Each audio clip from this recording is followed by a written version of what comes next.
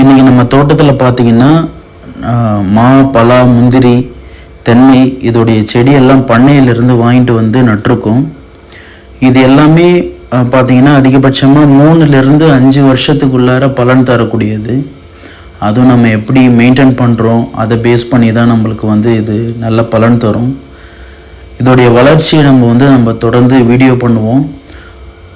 அப்புறம் இதுக்கு நடுவில் வேறு ஏதாவது ஊடு பயிர்கள் ஏதாவது பண்ணுறோம் அப்படின்னாலும் அதோடைய வீடியோ போடுவோம். உதாரணத்துக்கு வெண்டைக்காய், தக்காளி, இந்த மாதிரி வேறு ஏதாவது சின்ன சின்ன பலன் தரக்கூடிய செடிகள் இதெல்லாமே நம்ம இதில் வந்து பயிரிடலான்னு பிளான் பண்ணியிருக்கோம். இப்போ நான் காட்டின ஒரு ரோ ஃபுல்லாகவே பார்த்திங்கன்னா முந்திரி, அப்புறம் நடுவில் பலா, அப்புறம் மாங்காய் இதோடைய செடி.